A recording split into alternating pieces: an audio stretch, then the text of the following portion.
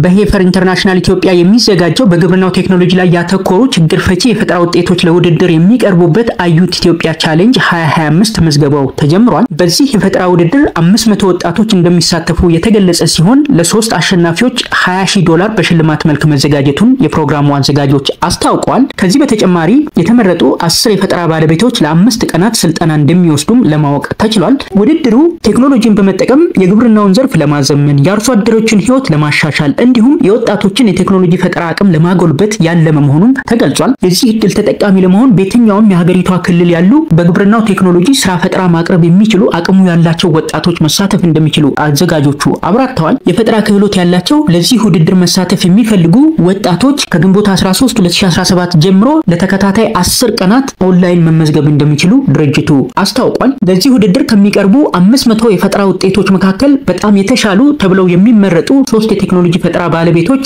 የሽልማቱ አሸናፊዎች እንደሚሆኑ ለማወቅ ተችሏል። በዚህ መሰረት አንደኛ የወጣው አሸናፊ ወይም አንደኛ የወጣቸው አሸናፊ $10,000 በሽልማት መልክ የሚያገኙ ሲሆን ሁለተኛው አሸናፊ ወይም ሁለተኛው አሸናፊ ደግሞ $6,500 በሽልማት መልክ የሚያገኙ ይሆናል። ሶስተኛው አሸናፊ ወይም ሶስተኛው አሸናፊ ደግሞ $3,500 በሽልማት መልክ ተዘጋጅቶላቸዋል ማለት ነው። ሂደቱን ስንመለከት 500 ገደማ የሚሆኑ የፈጠራ ውጤቶች ይቀርቡበታል ተብሎ ነው የሚጠበቀው። ይህ ፕሮግራም ከሚቀርቡት 500 የፈጠራ ውጤቶች መካከል 30 የሚሆኑት ብቻ ልምድ ባላቸው ባለሙያዎች ተገምግመው ይመረጣሉ ማለት ነው። ከተመረጡት 30 የፈጠራ ውጤቶች መካከል ደግሞ እንደገና 10 ፊልተር ተደርገው ይመረጣሉ ማለት ነው።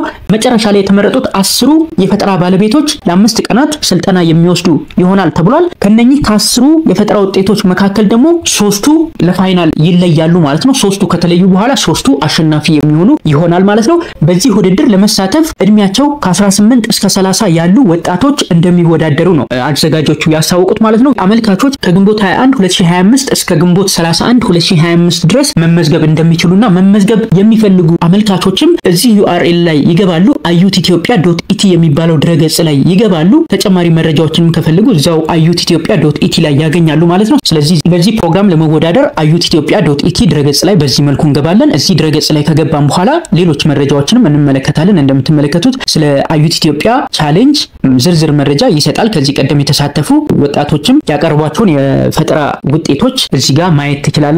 ከዚህ በፊት የተሳተፉ ሻምፒዮንስም እዚህ ጋር ማየት ትችላላችሁ። 2022 ላይ 2023 ላይ 2024 ላይ የተሳተፉ ተወዳዳሪዎች መረጃቸውን ማየት ትችላላችሁ።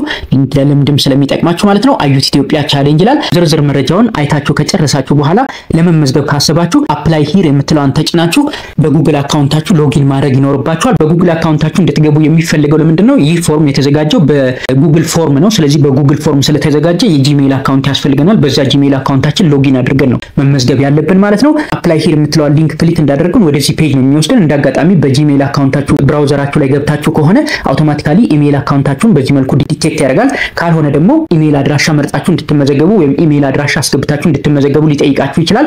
ያንን ኢሜል አድራሻ አስገብታችሁ ከገባችሁ በኋላ መቀጠል ትችላላችሁ ማለት ነው። ኢሜሉን ዲቴክት አድርጎት ከሆነና ያ ዲቴክት ያደረገውን ኢሜል መቀየር ከፈለጋችሁ ስዊች አካውንት ብላችሁ ነው መቀየር ያለባችሁ። ስዊች አካውንት ብላችሁ ኢሜሉን መቀየር ትችላላችሁ። ካልሆነ የያዘውን ኢሜል ይዞ እንዲቀጥል ከፈለጋችሁ እቺን ቼክ አድርጋችሁ ኔክስት ትሉታላችሁ ማለት ነው። ኔክስት ካላችሁት በኋላ ሙሉ መረጃችሁን ታስገባላችሁ። ስም፣ ኢሜል አድራሻ፣ ስልክ ቁጥር፣ ኢንተርፕራይዝ ካላችሁ ስለ ኢንተርፕራይዛችሁ መረጃ ይጠይቃል። ካልሆነ ደግሞ ኤንኤ ብላችሁ ማለት ትችላላችሁ። እንደዛ ተቀብሎኛል እኔ። ስለዚህ ሙሉ መረጃውን የሚጠይቃችሁ መረጃ በሙሉ ታስገባላችሁ ማለት ነው። የድርጅታችሁ ታይፕ ኢንተርፕራይዝ አለን ካላችሁ ምን አይነት ኢንተርፕራይዝ እንደሆነ ሊሚትድ ካምፓኒ ነው ወይ ፓርትነርሺፕ ነው ወይ የሚለውን ትመርጣላችሁ። ሌሎችም የሚጠይቃቸው መረጃዎች ሙሉውን ዝርዝሩን ታስገባላችሁ። ይሄንን ሞልታችሁ እንደጨረሳችሁ ኔክስት ትሉትና ወደ ቀጣይ ፔጅ ይወስዳችኋል። ቀጣይ ፔጅ ላይ ደግሞ ስለ ኢኖቬሽናችሁ ታስቀምጣላችሁ። የእናንተ የፈጠራ ስራ ምን ላይ ነው የሚያተኩረው? በፕሮዳክሽን ዘርፍ ነው፣ በሎጂስቲክ ነው ወይ በፖስት ሃርቨስት ነው ወይ በአክሰስ ቱ ማርኬት ነው ወይ በፋይናንስ ነው ወይ በሌሎች ነው ወይ የሚለውን ትመርጣላችሁ። እዚህ ላይ ዝርዝሩ ከሌለ አዘር የሚለውን መምረጥ ትችላላችሁ ማለት ነው። ከዛም ሌሎች የሚጠይቃችሁ መረጃዎች አሉ። እነሱንም እንደዚሁ ማስገባት ይኖርባችኋል። በዝርዝር ነው በጥንቃቄ ማስገባት ያለባችሁ። እኔ ለጊዜው ማሳየት ስለሆነ የፈለኩት ኤንኤ ብዬ ነው አብዛኞቹን ያለፍኩት። ስለዚህ እናንተ ዝርዝር መረጃዎችን ማስገባት ይኖርባችኋል ማለት ነው።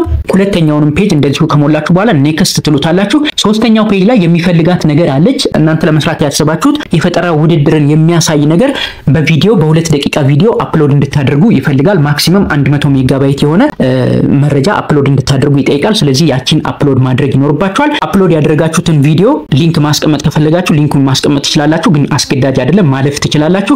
ሌሎችም የሚጠይቃቸው መረጃዎች አሉ እዚሁ ሶስተኛው ፔጅ ላይ ስለ አዩ አፍሪካ ቻሌንጅ ኢትዮጵያ ከየት ነው መረጃ ያገኛችሁት የሚለውን ይጠይቃል። አንዱን መምረጥ ትችላላችሁ ወይ በዌብሳይት ወይ በቴሌግራም በሆነ መልኩ ማለት ትችላላችሁ። ከዚህ ውስጥ አንዱን መርጣችሁ ማለት ትችላላችሁ። አስገዳጅ አይደለም። ስለዚህ ይሄንን ሶስቱንም ፎርም ከሞላችሁ በኋላ ሶስቱንም ፔጅ ፎርም ከሞላችሁ በኋላ ሰብሚት ነው የምትሉት። ያው አሸናፊ ሆናችሁ ከተገኛችሁ $20,000 ተካፋይ ልትሆኑ ትችላላችሁ ማለት ነው። ስለዚህ ይህ መረጃ ይጠቅማችኋል ብዬ አስባለሁ። እንደወደዳችሁት ተስፋ አድርጋለሁ። ይሄንን መረጃ ላልሰሙ በማሰማት የዚህ እድል ተካፋይ እንዲሆኑ ደግሞ የበኩላችሁን አስተዋጽኦ እንድታደርጉ እላለሁ። ቻናላችንን ላይክ እና ሰብስክራይብ በማድረግ እንደዚህ አይነት ጠቃሚ መረጃዎችን ታገኛላችሁ።